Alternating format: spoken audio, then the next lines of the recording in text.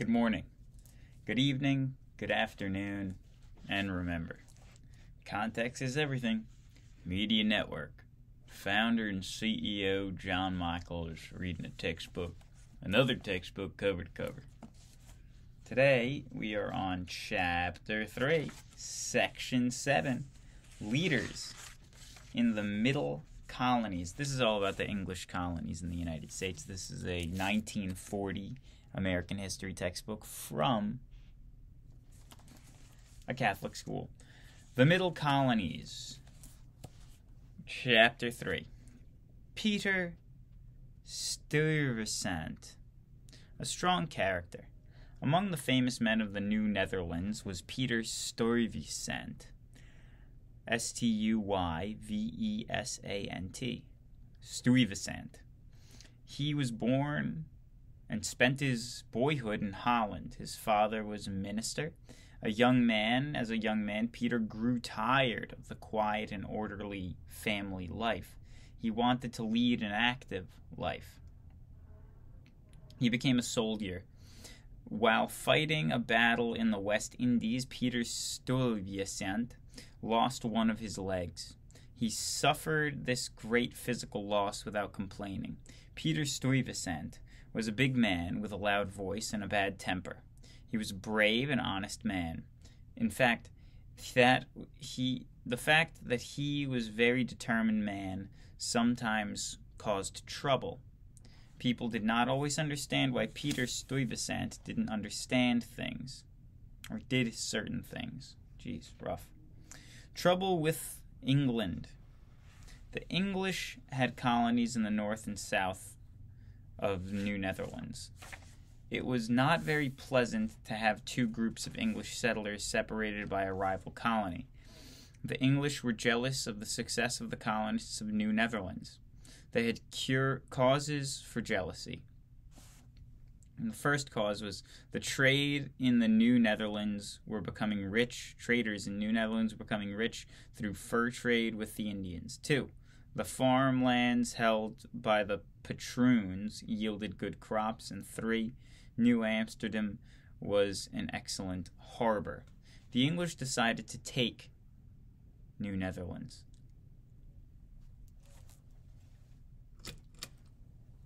The letters sent to Stuyvesant. An English fleet appeared in the harbor of New Amsterdam. It sailed with 2 cannon shots of the little It sailed within 2 cannon shots of the little fort. This was a very bold thing to do. The commander of the English fleet sent a letter to Peter Stuyvesant calling on him to surrender New Amsterdam. This would mean that Stuyvesant would give over the fort to the English. Peter Stuyvesant could not be frightened into a surrender. He tore the letter into pieces. He did this so that the messenger would report that Stuyvesant was angry and ready to defy England. Peter Stuyvesant made one mistake. He failed to destroy the pieces of the torn letter. Governor Stuyvesant called upon his people to fight against the English. He did not tell the people of New Amsterdam about the terms offered in the letter. Yikes. The surrender of New Amsterdam. The people of New Amsterdam were not willing to fight. Many loved peace. The piece of the letter from the English commander were found. Pieces of letter from the English commander were found. The picture shows some of the men gathering the pieces of the torn letter and trying to put it together. That is how people of New Amsterdam found out about the new terms of the surrender. The Dutch refused to fight. The people forced Governor Stuyvesant to surrender without a fight. New Amsterdam was surrendered to the English in 1664. This is an important date to remember because it marked the end of the rule of Holland in North America. Interesting. New Netherlands became New York. The English commander now took charge of New Amsterdam. All of the New Netherlands was placed under English rule. The King of England gave the region to his brother. The new owner was the Duke of York and Albany. The settlement New Amsterdam was renamed New York. Fort Orange on the Hudson River was renamed Albany. Later, the whole region, which had been controlled by Holland, came to be called New York. The English were very happy with the victory. There was no longer a break in the English possessions. There was no longer a break in the English possessions. They now controlled all of the land along the Atlantic Ocean, from Canada to Florida. Thomas Dongan, a good governor. Later, the King of England sent a very good man to rule New York as governor. Thomas Dongan, the new governor, was a very fine Catholic gentleman. He proved himself to be an able ruler. Thomas Dongan thought that people should have some voice in the affairs of the colony. During his term of office, he called an assembly of people. An assembly is a meeting of lawmakers. Governor Dongan guided the assembly. Some very important laws were passed by the New York Assembly. One of the laws was known as the Charter of Liberties. It provided several changes in the government. Number 1, it provided for trial by jury. Number 2, the people were given the right to vote in certain questions. Number 3, freedom of worship was granted. Freedom of worship would protect Catholics from being punished because of their religion. Governor Dongan rendered another very fine service. He made a treaty with the Iroquois. The Iroquois were a warlike tribe of Indians who lived near Lake Erie. Thomas Dongan was so wise in his dealings with the Iroquois that they always remained friends with the English. How odd. Sir George Carteret and Sir John Berkeley. Berkeley? Berkeley? Berkeley? I don't know. New Jersey was founded. New York was soon to have a new neighbor. The Duke of York did not seem to understand the value of his lands in New York. He gave a land gift to 2 friends of his. He granted them to the lands between the Hudson River and the Delaware River. His friend, Sir George Carteret and Sir John Berkeley, were interested in settling the land. A band of 30 settlers was set to establish a colony. At one time, Sir George Carteret had been governor of the island of Jersey. It seemed proper then to call this new colony New Jersey. Sir George Carteret is shown above carrying a hoe. He did this to impress people with the idea that only by honest toil could a colony be successful.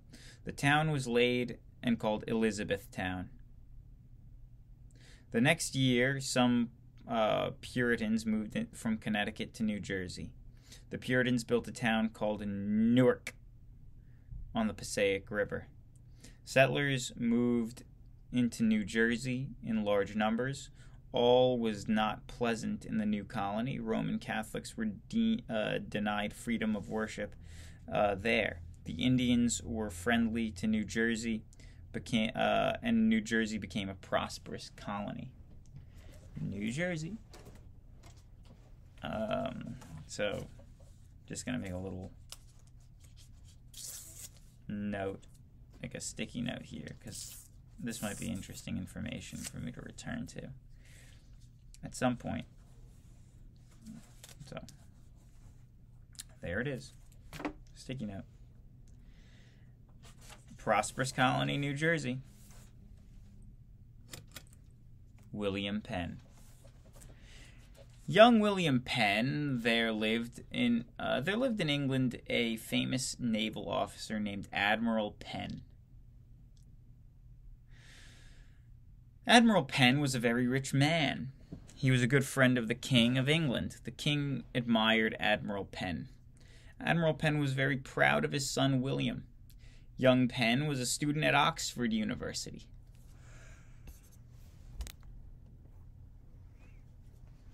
Young Penn was a student at Oxford University. William Penn was a thoughtful young man. He gave much of his thought to religious ideas and religious beliefs. His family and friends were greatly surprised when Penn joined the Society of Friends. This was somewhat different than other religious groups which had broken away from one true religion. This is again Catholic School Book, 1940. People who belonged to the Society of Friends believed that each person was capable of forming his own religious beliefs. They did not think that the church or priest was a minister was needed. They believed that every person had what they called an inner light. This light, they thought, would guide the person in his religious beliefs. The Quakers. Friends insisted that in worshiping God there must be very strong feeling or emotion. This feeling they thought of as shaking or quaking of the spirit. That is why people belonged to this religion, and they came to be called Quakers. The Quakers were different in other ways than in religious ideas. 1. Quakers favored simple clothes and simple manners. 2. They believed it wrong to have titles. That is why they refused to bow before nobles or even before the king. And 3. They did not believe in war. They declared that all men were friends and friends should not fight. 4. Quakers addressed everyone as friend. Every person, whether he was a nobleman, a laborer, was called friend. Friend William Penn. William Penn was not the kind of young man to keep his new opinions secret. It was the school ruling at Oxford that students wear a cap and gown. Imagine how surprised everyone was when young William Penn appeared in class without his cap and gown. He was wearing the plain, strange clothes of the Quaker. William Penn wanted all students to give up cap and gown. He wished them to wear plain clothes. Young Penn and his Quaker friends were very earnest. They tried to tear the gowns from the backs of the students. This act caused William Penn to be expelled from Oxford. It was considered a disgrace to be dismissed from Oxford. The king owes a debt.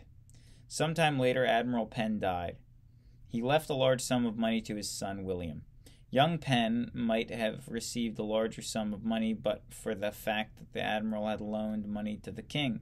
The king had no money to pay debt to William Penn. The king pays his debt. William Penn was very sorry for the Quakers. They were often punished because of their religious ideas. This was persecution. When people are treated harshly because of their religion, it is persecution.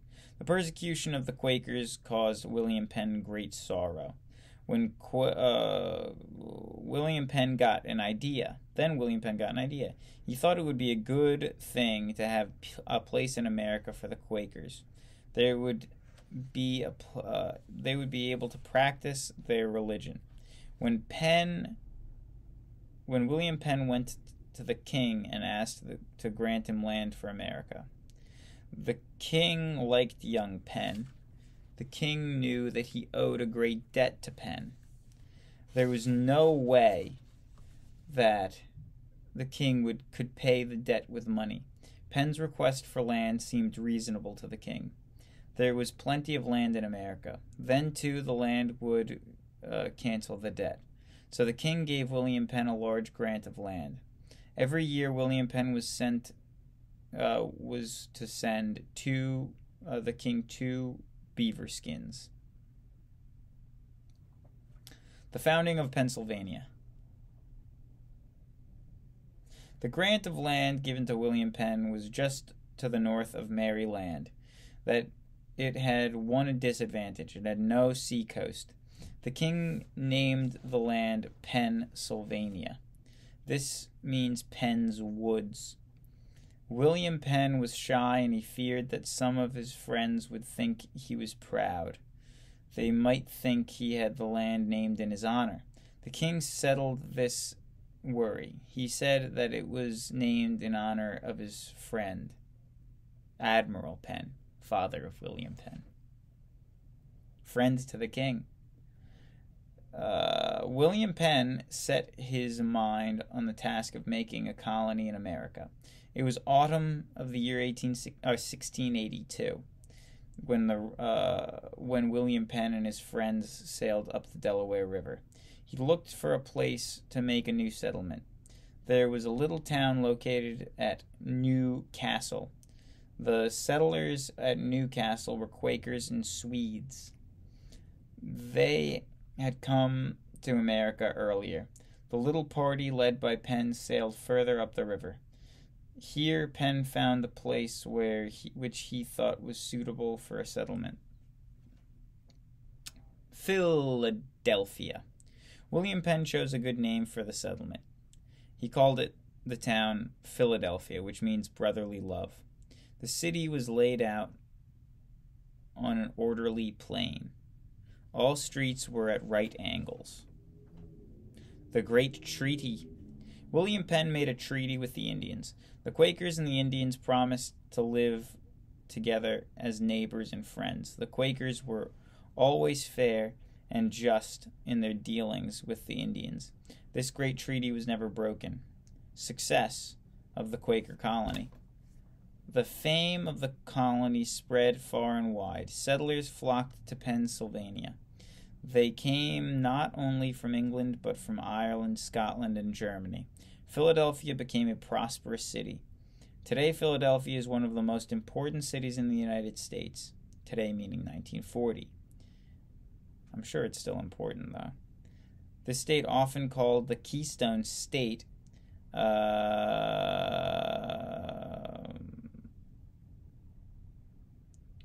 this state is often called the Keystone State of the United States. It is the middle or key state along the Atlantic coast. A successful leader.